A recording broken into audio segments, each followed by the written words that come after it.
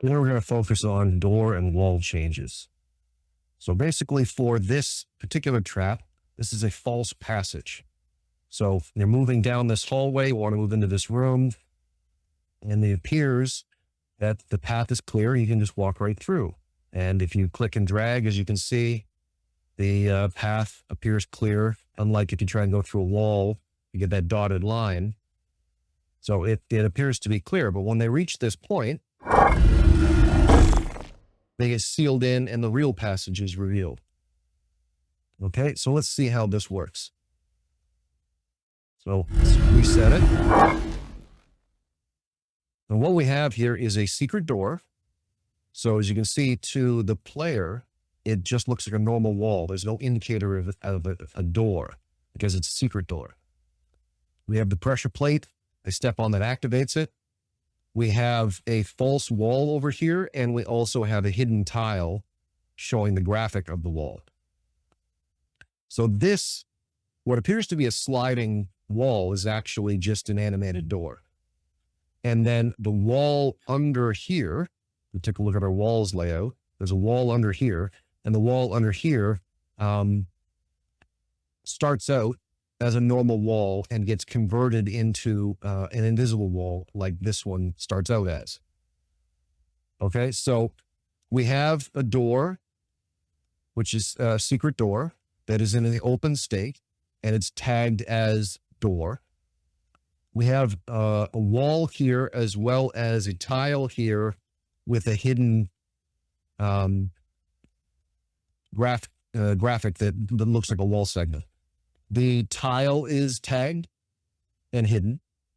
The wall is set. I'll show you the wall set up here. The wall is set with no movement, light, sight, or sound restriction. So the wall is, for all intents and purposes, not there. And it's tagged as illusion wall. And then this wall down here is just a normal wall that is tagged as wall. And that's it for the setup. I mean, you draw your walls however you want. And then we go into our tiles. So first we'll do the reset tile on a double right click. It activates the trigger plate. It was originally, I had it set up as a tripwire just on the entry, but I changed it and I just never got around to changing the name. And it changes the status of the door, opens the door back up again. And then it changes this wall underneath the open door to a normal solid wall, and it changes this wall to an invisible wall. And it also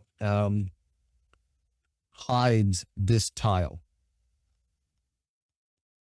So that's all that's going on there. And just to show you how it's done in here, as you can see, change movement restriction, light restriction, sight restriction, sound restriction to normal. That turns the wall on. And this is how you turn a wall off. Movement, light, sight, and sound all set to none. And then for the door, you're just saying, open it up. Very simple. And then the main tile, again, not complicated. It triggers on enter. First thing we do is we stop token movement, because if they drag the token too far, they need to pull it back and have it standing in the right spot when the trap triggers. Now it will look weird if they drag too far. You get this teleport thing. Unfortunately, that's unavoidable. If you know a better way of doing it, let me know. So I'll go back here, reset it again. The reset is also the mechanism you would use for releasing someone from the trap. Okay, so we stop token movement, and then we're changing our illusion wall into a normal wall.